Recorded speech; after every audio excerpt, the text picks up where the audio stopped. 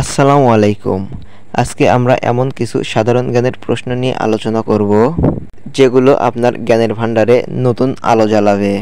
অনেক সময় আমরা ভাবি আমরা সব জানি, কিন্তু ছোট ছোট তথ্য আমাদের চোখ এড়িয়ে যায়।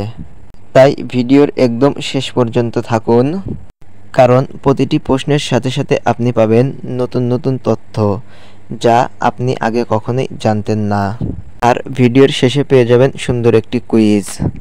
তাই চলুন শুরু করা যাক। Video is start now. Bangladesh ধান গবেষণা ইনস্টিটিউট সম্প্রতি কতটি নতুন জাতের ধান উদ্ভাবন করেছে? বাংলাদেশ ধান গবেষণা ইনস্টিটিউট সম্প্রতি 5টি নতুন জাতের ধান উদ্ভাবন করেছে। 2023 সালে চীন, ভারত, রাশিয়ার দ্বিপক্ষীয় বাণিজ্যের পরিমাণ কত ছিল? 2023 সালে চীন, ভারত, রাশিয়ার ত্রিপক্ষীয় বাণিজ্যের পরিমাণ ছিল $452 বিলিয়ন।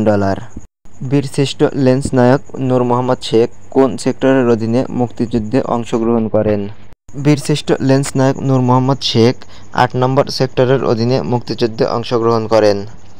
2025 সালে বাংলাদেশে বার্ড ফ্লু শনাক্ত হওয়া রোগীর সংখ্যা কত? 2025 সালে বাংলাদেশে বার্ড ফ্লু শনাক্ত হওয়া রোগীর সংখ্যা 4 জন। বর্তমানে ব্রি উৎপাদিত ধানের কতটি জাত রয়েছে? বর্তমানে ব্রি উৎপাদিত ধানের জাত রয়েছে 114টি। বর্তমানে সাংহাই সহযোগিতা সংস্থার সদস্য দেশ কতটি? বর্তমানে সাংহাই সহযোগিতা সংস্থার সদস্য দেশ 10টি। বিশ্বের বৃহত্তম হিমশৈলের নাম কি? বিশ্বের বৃহত্তম হিমশৈলের নাম হল A23A। 2023 সালে চীনের সবচেয়ে বড় ক্রেতা দেশ কোনটি? 2023 সালে চীনের সবচেয়ে বড় ক্রেতা দেশ হল যুক্তরাষ্ট্র। সুন্দরবন বিশ্ব ঐতিহ্য হিসেবে ঘোষিত হয় কত সালে?